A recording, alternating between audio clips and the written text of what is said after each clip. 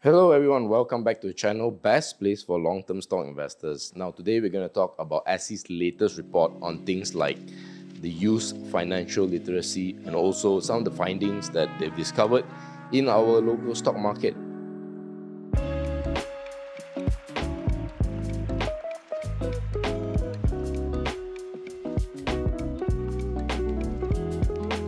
So if you missed out on the semiconductor run as well as the glove runs last year, look no further. We potentially be looking at three sleeping giants: Petronas Chemicals, D&O, as well as Encom on the 14th of April, this coming Thursday. You can find the registration in the comment section below, and I'm looking forward to seeing you on Thursday.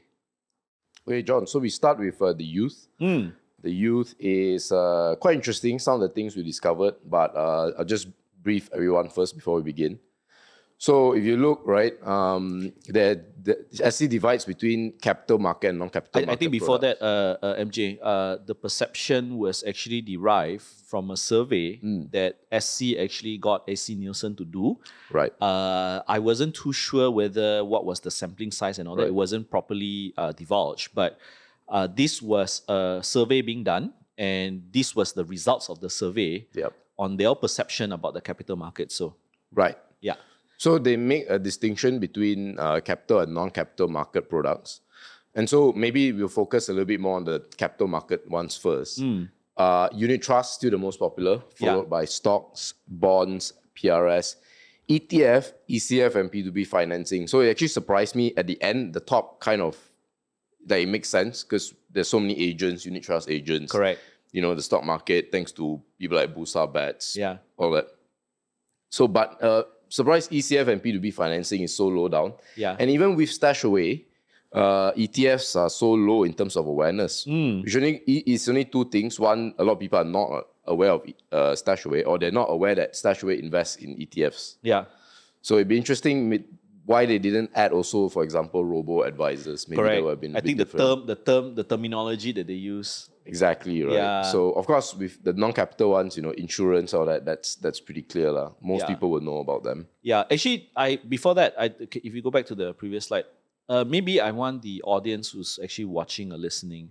Why do you think these were the top awareness products that are in the market? You know, for those of you who are younger, why do you think? Is it something? Does it correlate? Does this sample results actually correlate what you have in mind, the audience out there? Because I'm just curious to see whether the sampling was done in the, does it mimic what is on the ground? And whether it's demographically diverse and things like that. Yes. But I mean, it's AC Nielsen, so shouldn't be too bad. Yeah. Too bad. Just curious, let us know in the comment section. My thoughts also is that for the unit trust and also the non-capital markets insurance, it's actually the size of it is, a lot of it derives from agency force. 100%. Yeah, it's a lot of marketing on the ground, friends of friends, peers. Most people would know an insurance agent friend, but they will not know an ECF agent friend. And ECF, I don't think they have agents. Exactly. So, guess goes to show that whatever we say about digital marketing today is still at its nascency, because the penetration compared to the other top two products, either a capital market product or non-capital market, is really driven by actually agency force. Who knows? Maybe the agents are already doing digital marketing also. That's why. Yeah. So this is the awareness. Like, it's not so much what they invest in. Yes. But here's probably a much better graph to show what you young people think as risky, what young people think as less risky. So what is a bit shocking to me is that ETFs, which is your collection of stocks, is considered less risky than shares itself. IPO is less risky. Yeah, and that's why when I was reading and I was showing you this report, MJ, I was thinking to myself, when you ask someone who is not familiar with these terms, how would you be able to expect them to answer? Like, for example, what really caught my attention was actually CFDs, because CFDs are actually banned in certain countries. Even in the US, it's actually banned. In Malaysia, there's only 2 brokers. But if we look back at the graph, right, you notice that all these categories, I was asking myself, if I were a 20-year-old, I just started investing, would I actually understand all these terms on it? That's one. Yeah, exactly. And then the second thing is for the previous slide. The second thing is that when you ask the use perception about an IPO, what is their perception or their understanding of an IPO? So the way risk is categorized, I feel that it may be linked to, maybe if I were to get probably audience from the response from the audience as well, where do they get your perception from? Where do you get this kind of risk perception from? Is it from a media channel? Is it from your friends or family members? I'm very curious to know, because you show me this. Yes, it's a result, but what were their anchors when they made that review or reply? You see, I think. Hey, wait. Oh, wait. It's actually not here. I omitted no, you did. it. I think the next one. No, Oh, I omitted. I omitted. Actually, it's still. It surprised you. Agents and all that, and friends and family are still higher than social media. Yes. So, but what's interesting is that actually these products like IPO, stock, ECF, CFDs are actually more complicated than, let's say, like a stock, right? Correct. And yet it's perceived as less risky. So maybe for those who are not familiar with CFDs, the next one, the next slide. I'm not going to read the definition. You guys can read it. But more importantly is, I want you to look at the bottom. It said, leading CFD brokers, we should put on Okta, FX, and eToro. Yeah, so I'm pretty sure you and I, because we watch so much financial content, right? You've been hit by Okta, 100%, 100%. Yeah. So I guess, who knows? Maybe an actual Okta FX might have happened with this video. Oh yeah, right? Correct, exactly. And the other thing I'd like to add is this: why they are dangerous is because they are always usually levered. And if you can see the black column, it says 73% of retail investors lose money when spread betting or trading with CFDs. Now, the struggle is most people may not even understand the risk of the margins, And what I want to highlight is this. If you go and get a credit card, let's just say for you or for those who don't have a pay slip, right, for example, for you to get a credit card, how is the bank, how likely is the bank going to give you a credit check card? your income, whatever, right? But then you open an account with Okta FX, all of a sudden they're so keen to lend you thousands. For no collateral, check. No credit check, and they're willing to lend you so much margins. So that's something that I hope you guys, the viewers out there who think Okta FX is good, whatever. I'm not saying it's bad. What I'm saying is that in contrast, when you get credit from a bank, these are the checks you need to do. But on a CFD broker platform like this, you don't need to have much credit, and yet they give you a lot of credit. So what does it tell you? Indeed, man. I think that's a very funny, and I guess kudos to SC, right, for actually, not to say straight up that these are scams, but certainly to put a warning sign, right? Correct. In front. So that's very, very useful. Yeah. But this is, maybe like for example, IPO. What? IPO is less risky. Maybe because the past IPOs have, pumped maybe a few percent every time. And then it dropped. No, but I mean, like most people only remember the pump, right? And so they maybe that's why they think it's less risky. Whereas they buy any stock, it could fall and things like that. Yeah. So I mean, what other thoughts do you have about this risk? I think it's breakdown? great. I think it's great that SC is trying to do this, but I really am keen to hear the response in the comments about whether this is in line with what you guys, the viewers out there are doing. And we've read the report is obviously quite long. It's about 190 pages long. The SC report. I highly recommend if you're interested to find out more. As we earlier mentioned as well, that a lot of influence today, and I think in the past as well, comes from a lot of family members, people who you trust. But here's the point. If you ask from family members and close friends, are they in a way eligible to give you that kind of comment? That's true. That's where obviously we trust our parents a lot. We trust our family members a lot. But will they be in the best position to give you the advice? I'm not saying it's bad or wrong. I'm just saying for you to think about it before reference is made towards those anchor points. Because if I'm not mistaken, I saw last year's SC report or one of the UPM studies, right? I think 90% of the decision making was because of a consult to a family member. Yeah. Yeah, so because you trust them, right? Yeah, you trust them. Yeah, obviously they're not going to be malicious having an intent with you, but are they in the best position? But you see, what is challenging then is if you, let's say for a lot of people who don't go to Family members, then let's say who do they go to their investment advice? So would be the agents, Correct. will be the remisiers, Yes. even financial planners, right? Yes. And even though a lot of these people have, like, actually all of them have licenses, right? That doesn't mean that they're going to give you good advice. Precisely. So, sad to say, in conclusion, right, we say family also cannot, remiser also cannot, like licensed professional. Who do you have to trust? Yourself, or? Yeah. But of course, then the question is, well, I think that the search for good advice is always going to be difficult, right? Social media has, I think maybe at the beginning stage where it's not so lucrative, right? Social media is a good place to seek information. But then now, with especially a lot of accounts doing a lot of YouTube channels or whatever, doing, heavy affiliate marketing, heavy paid promoted videos. No, they're not bad per se. It's just that when it's filled up to the brim, then even social media itself becomes difficult. So the top 3 avenues, it'll be difficult. So ultimately, actually, maybe even I think books will be better. Ironically, books, because in a way, when the thought is penned out, it takes more effort, and when it takes more effort, more likely it will be vetted, thought through, proofread. And people only pay for it once, and it's less than 100 ringgit usually, maybe slightly above 100 ringgit. Yeah, and then that's it, right? You don't pay the guy anymore. Whereas, the financial advisor wants you to keep coming back to him. The insurance agent want you to keep coming back to him to sell products, unit trust, you name it, right?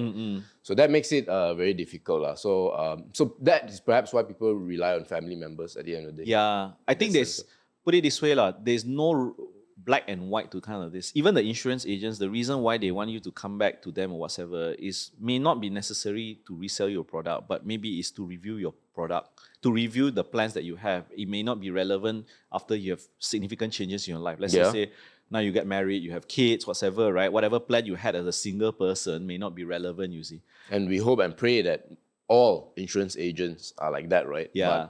But, right? Yeah, exactly. It's not, so, priorities. I think this one is quite important as well, MJ. Take us through this. Yeah, so this is really, I would say, the why for the youth investing, right? So what is interesting is that when you're young, so you don't have, actually, some of them do have children, right? Yeah. So that's why setting money aside and savings for family, and maybe there are 2 of the same thing, right? 2 sides of the same coins. Is high up, and then followed by that. These 3 are the biggest ones, right? There's, of course, a lot of others. They're obviously not thinking about retirement so early, right? Yeah, obviously. I think if you are the 21% that are thinking about early retirement, you don't really... Especially if you're in your 20s, right? I think you are an outlier in your crowd. Yeah, an outlier. Exactly. That's why 21%, right? Yeah. Which is actually quite high, which is a good sign, actually. Yes. But so that's the priorities, these 3. And then the why, that is for their money. Then the why for their investing, or before they decide to invest, one is whether they have money actually in the first place, because they have all these other priorities. Yeah. And then if the friends or colleagues or not advise them, then only they'll go in. Correct.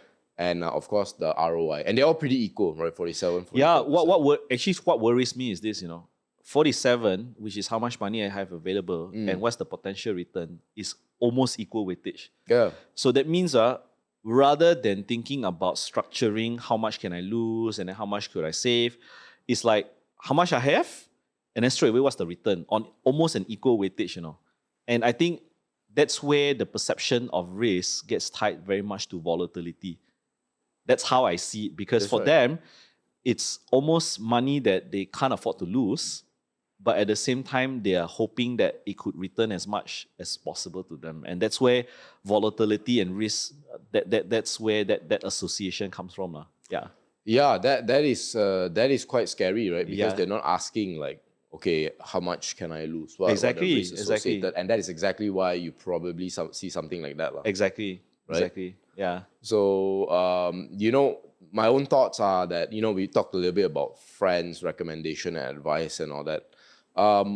the first three of the priorities is kind of like essential, right? I think it makes sense for those three things to be up there. Correct. Of course, with the part about debts and loans, hopefully the loans that you wish to clear off in your youth are the so-called bad debt rather than the housing loan and things like that, where it's, I mean, not financial advice, but it's not a bad idea necessarily to keep holding on. Of course, if you have a lot of money, you want to pay it off, that's fine as well.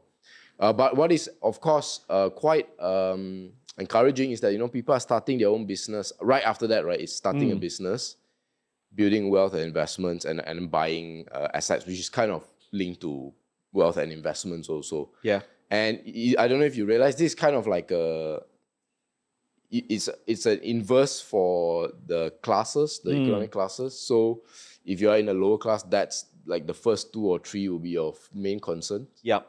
Then when you're in your middle class, when maybe you have some income, then you can think of starting your business and all that. And then obviously only when you're in the high, so-called rich class, right? Then only you're thinking about, oh, okay, I want to set up retirement fund. Correct. I want to go on vacations and things like that. You have to feed your stomach first, before thinking about all these kind of things. And that's true. I think in last week's video, we covered about Malaysian income. And how I see is links to this is because with the crises that have hit this country, the COVID, the flood and all that kind of thing, people set aside priorities of covering their fears first, which is like having enough. Only then they start thinking about the rest. And I think if you tie it back to income and those that have the idea of getting into passive income as soon as possible, I think what I'm trying to encourage here is that only when you reach a certain status of active income and having access, then you start moving down the tier and thinking about this.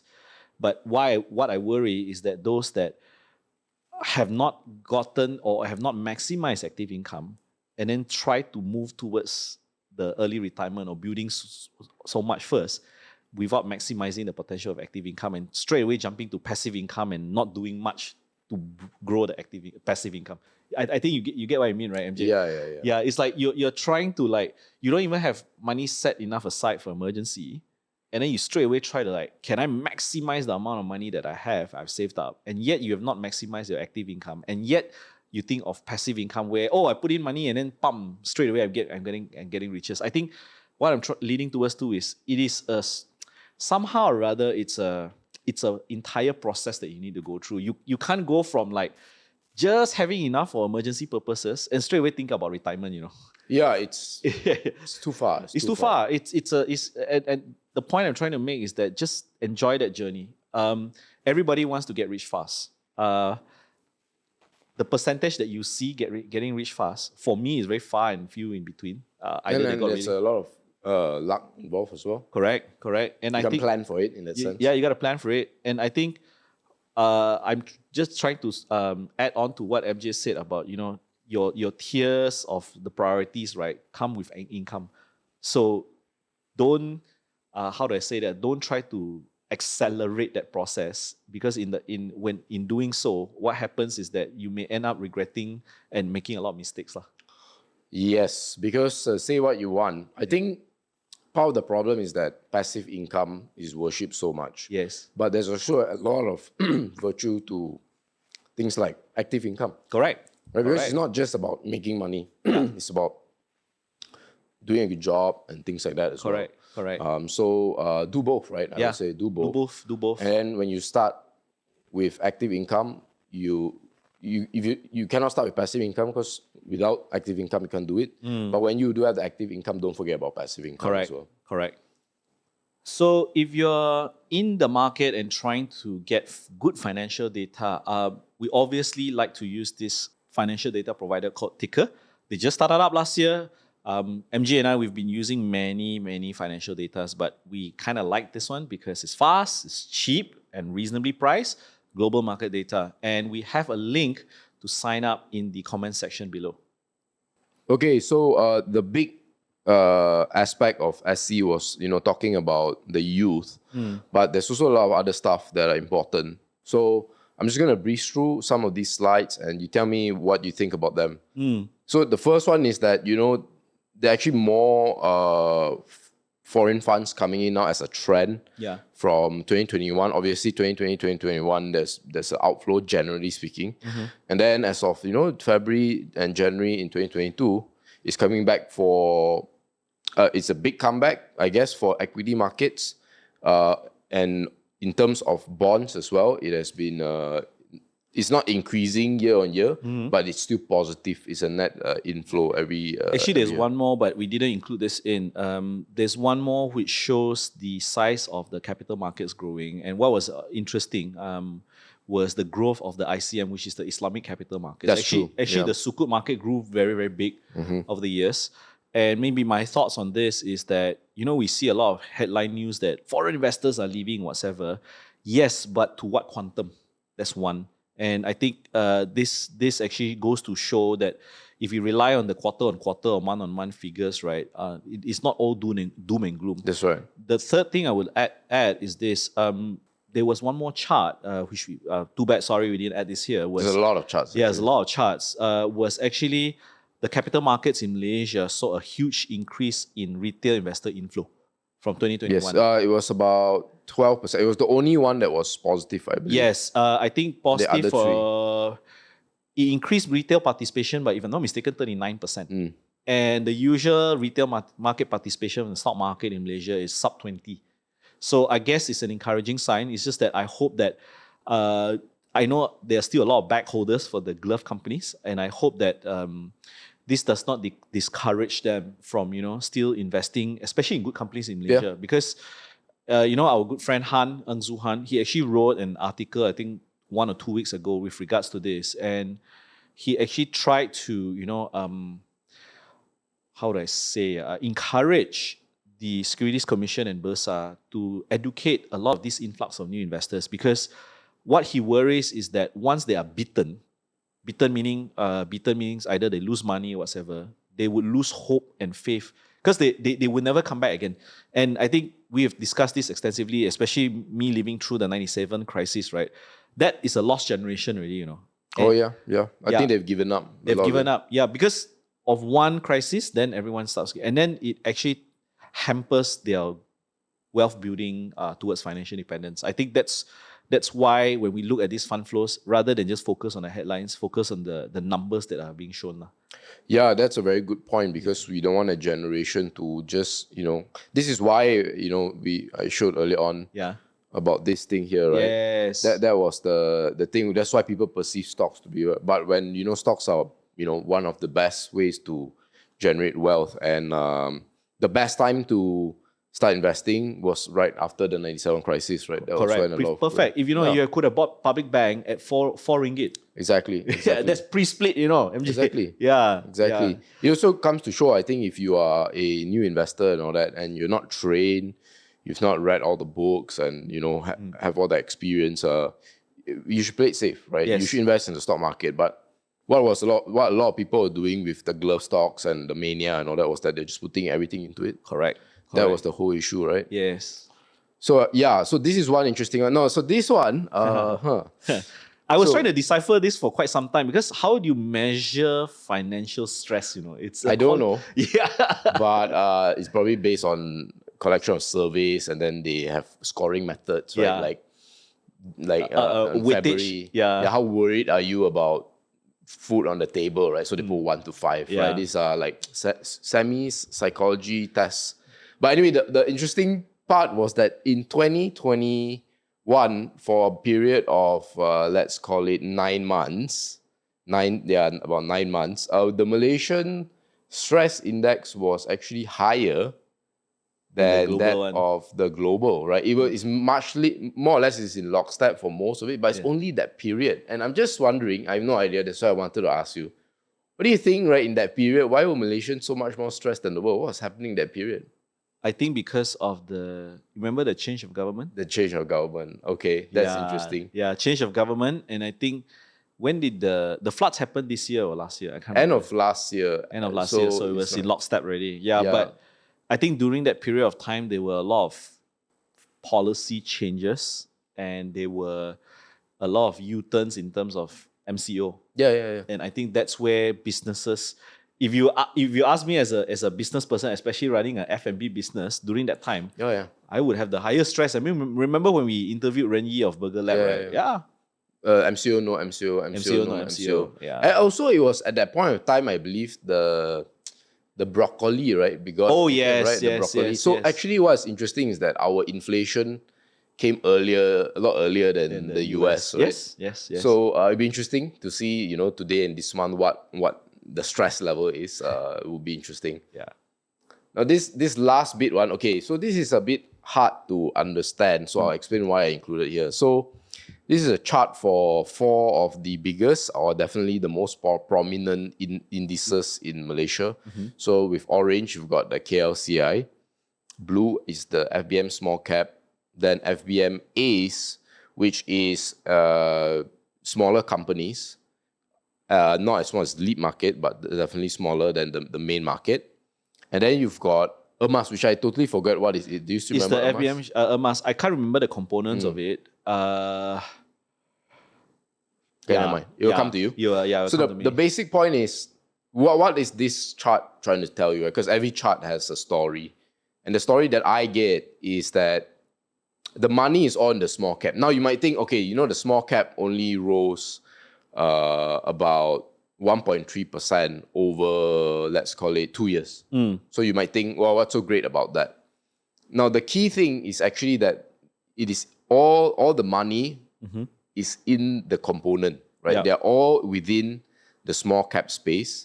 They're all within there. And that is why, despite most stocks, because most stocks will have done poorly in these 2 years, correct.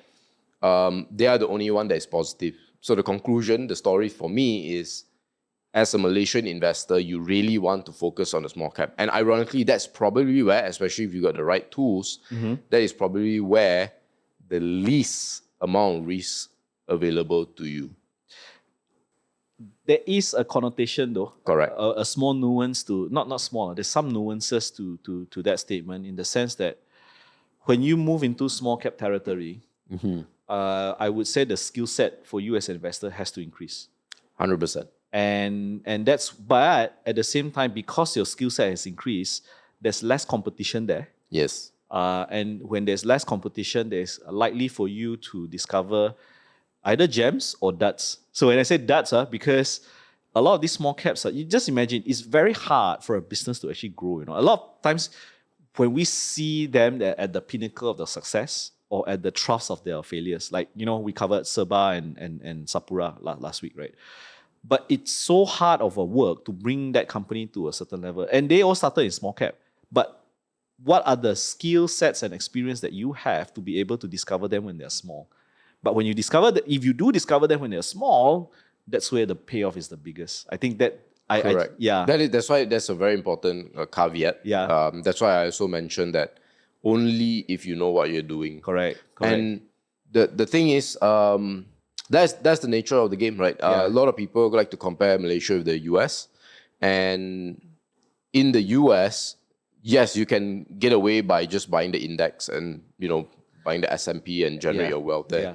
Malaysia, the entire structure is different. Correct. And in terms of, a lot of the small caps are in the tech index. And so I think 3 or 4, maybe 5 episodes ago, the small cap index, the tech index actually outpaced the Nasdaq in the US. Yes. So the conclusion is that if you want to invest in Malaysia or in anywhere, you need to see like what's peculiar about the market. Yes. And then target that area. Yeah. You can't just say, well, what works for the US, so I'm going to buy ETFs in Malaysia. It doesn't work that way. If I'm not mistaken, Malaysian-based ETFs, Malaysian-based equity ETF, I don't think it exceeds 20.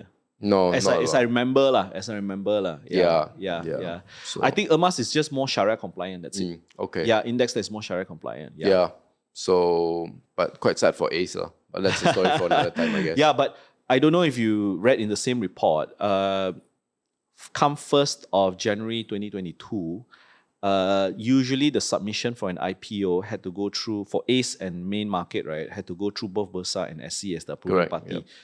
In the report, SC has given green light that Bursa will be the one-stop shop for ACE. So it's trying to reduce bureaucracy, which is good. Kudos to SC. And also kudos for Bursa for taking it up.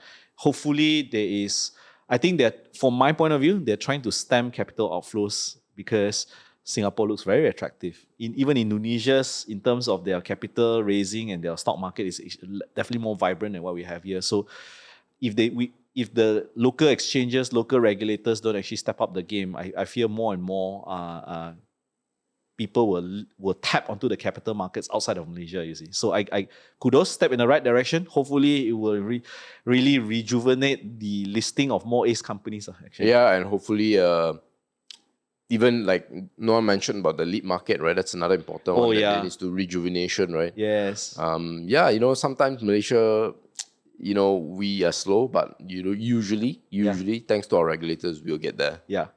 Guys, if you're enjoying the video so far, don't forget to like, comment, subscribe, click on the notification bell so that whenever new videos come out, you'll know it straight away. All right, so today's Q&A is not really quite a Q&A, it's more of an A. In our last video, Sapura video, anytime you do video on Sapura, there's going to be a lot of buzz. So our video got a little bit of buzz. And someone commented, sounds very angry, that he said, maybe I'll just read out. For all these discussions are all rubbish, referring to our discussion. Yeah. After all the event when the price is down and to nowhere, then now we want to discuss about what to be discussed. So I'm not sure what he means there. So say, what's the point or what's the use of doing all this, right? Why not try and discuss a counter that looks like there is no good before the event really happened? So what is really criticizing us is that he or she, I'm not sure, is that we are looking at things from the rear view mirror. In hindsight. And then he ends by saying, why not we try to discuss our views on like oil counters and things like that. So I'll let you go right after this, but what I would say is that our most viewed video is by an oil counter. We have been talking about oil and gas for more than we would like to. Yep. So we have talked a lot about it. So please, whoever is commenting or whoever agrees with this comment, just watch our old videos. Yes. Secondly, with Sapura, unfortunately, we didn't start a YouTube channel years before. We made a call 2018 about the business deficiencies and all that kind of thing. But obviously, it was not in public. Yeah, we wish we would say it. But regardless, even if we didn't call it out in a much earlier date, even if we are only calling it now today, 2022, none of this, to me, takes away our points about Sapura. Because even if we had the benefit of rear view mirror, some of the information that was provided, you could figure out. One of the big challenges was the fact that they were hyper aggressive and oil prices can drop. Do you mean that in 2014 when they acquired Seadrill and a new field, right? You mean in 2014 and 2015 you couldn't figure out that there is a chance that oil prices will drop and that they are potentially being over aggressive? I think that there is a good chance you can figure that out, but I don't know what you think about this. Actually, first and foremost, we started this channel. We have nothing to prove. Yeah. He's trying to say, to show you really know. I have nothing to prove because there's no need to. We have smarter people out there, which we mutually respect as investors. But more importantly, it is not the objective of the channel to do a buy or sell call. Yeah. The objective of the channel is to educate people that if you do investing in the proper manner, you actually lower your risk and you actually extend your reward. Now, what do I mean by this? Because he keeps on harping, is that why discuss a counter that no good? Then let me ask you this question. How will you know a good counter if you've never seen a bad counter? Yeah. How will you be able to differentiate what are great companies with great characteristics? Because you've never seen a lousy one. And I think the reason why we, quite extensively talk not just about the bad, but also the good, is that there is a contrast to educate the viewers about the difference in between the both. Because sometimes, right, unless you are really well trained or skilled, right, the line in between them can be quite blurred. Yes, that's true. And if you do not know what are the signs to pick up, I think that's where when people focus so much on price action, that's where a lot of things get missed out. I think where I want to add is this lah. We are here to teach you how to fish, and based on this question or comment or feedback, I don't even know whether it's a question. It's more of a feedback actually. If you're looking for price buy call action, we're definitely not the place. We're not licensed. But if you're here to try to build a mental model so that you can pick up signs of companies that are wary and signs of companies that can thrive and survive, I think you're in the right place. Yeah, and look, if we take his points to the logical conclusion, then there should be no business schools at all. Yeah. Right? Why study about Enron? Yeah. Why study about business Transmile? schools talk about failure, Yeah, I mean, yeah. So I think just to summarize, one, we have been talking about oil and gas for the longest time. Yeah. If he or she had been observant, right? There's a particular company in green that we talked about when it was like no one was covering it, and it was at $4. Today it's at 10. Exactly. So he probably thought I started a channel yesterday or something. Yeah. So that's one. The two is like you said, we don't do buy and sell calls. We're here just to educate you. Correct.